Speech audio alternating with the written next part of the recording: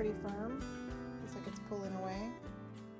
So you just pop it out, and look, there I have a button mold, and it's ready for me to use. See how firm it is?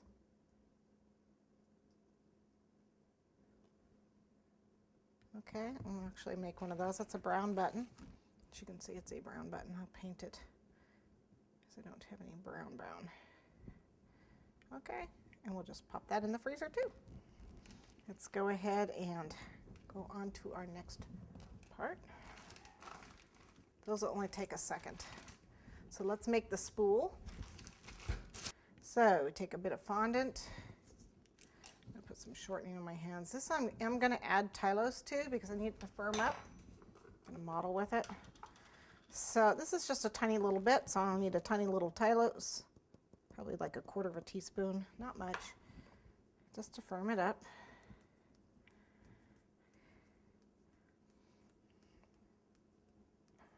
Buttons.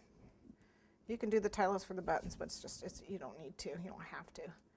But for the spool, it's 3-dimensional. It's got to hold its shape. It's got to stand up. I'm making the cylinder part. So I'm going to make a ball, and then I'm going to roll it this way. Looks like I got a little brown on it. And then I'm going to stand it up. Okay. And roll it. So it makes it doesn't matter. I know I've got food coloring on it and crumb in there, but we're covering it, so it's not going to matter that we've got something on that. And you just want it flat. Okay, like so, fairly round, fairly smooth. I'm just rolling it lightly.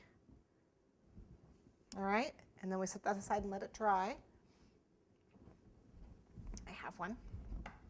See, dry. Figured you wouldn't want to watch it dry. Okay, and what I want to do now is the thread that goes around here. So I want a colored thread.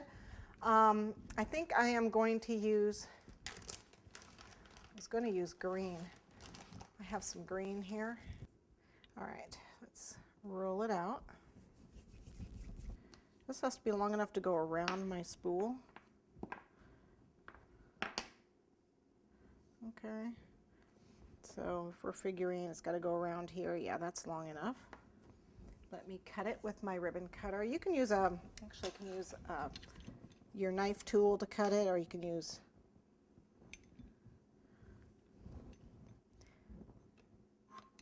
whoops. It's all right.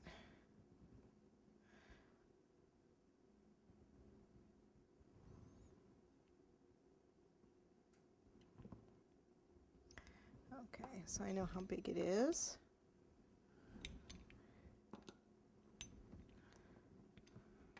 Not gonna worry about getting straight. And then what I want to do is emboss it. So this is actually the wrong side, which is now the right side, but I have a piece of red on there. I don't know how it got there. So let's just press that down with a piece of foam onto our corn husk veiner. And I don't know if you can see, but I can see the lines that look like threads. Okay, a little bit of water, or in my case I happen to have a little alcohol on here. Okay, so this side has the texture on it, so flip it over. And any excess I get on here, I can cut off with my scissors.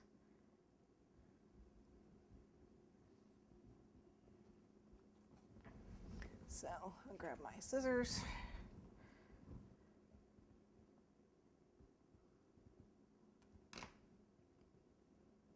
Press that together. Yeah, there's going to be a bit of a seam. That's the back.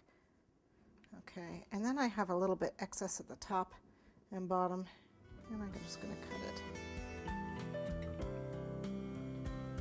There's going to be a top to this.